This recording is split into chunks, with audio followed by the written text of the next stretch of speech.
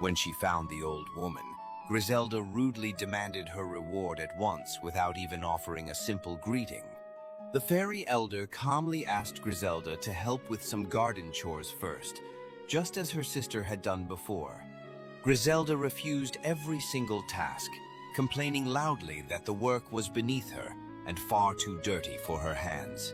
Instead of helping, she lay down under a tree and slept the entire afternoon while the garden waited in silence.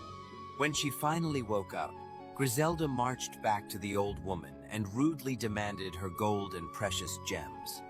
The fairy elder looked at Griselda with sad, disappointed eyes, knowing the lazy girl had failed every single test. The fairy elder raised her glowing staff and cast a powerful spell upon the ungrateful and lazy girl before her. From that moment on, whenever Griselda opened her mouth, ugly toads and slimy snakes would fall out instead. Griselda screamed in horror as the creatures tumbled from her lips, but more kept appearing with every single sound. The fairy waved her staff once more, and a swirling dark wind swept Griselda up and carried her away from the garden. Griselda crashed down beside the village well, covered in mud, with toads still dropping from her trembling mouth. The villagers backed away in fear and disgust, whispering to each other and pointing at the cursed girl in shock. Margot ran to her daughter screaming, but when Griselda tried to explain, more toads and snakes fell to the ground. The horrified mother held her cursed daughter tightly, finally understanding the terrible price of greed and laziness. A few days later, a handsome young prince rode through the village on his white horse, searching for a kind bride.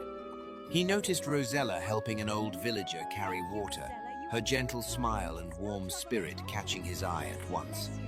The little puppy ran to the prince, wagging its tail happily, and Rosella bowed politely with a shy, sweet smile. The prince spoke with Rosella and was deeply moved by her kindness, courage, and the pure goodness in her heart. He knelt before her on the village path and asked for her hand, promising to cherish her gentle soul forever.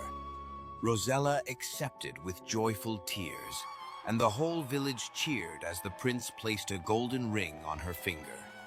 Meanwhile, Griselda and Margot watched from the cottage window in silence, their faces heavy with shame and regret. Rosella rode away with the prince and her loyal puppy toward a bright new life, proving that kindness wins in the end.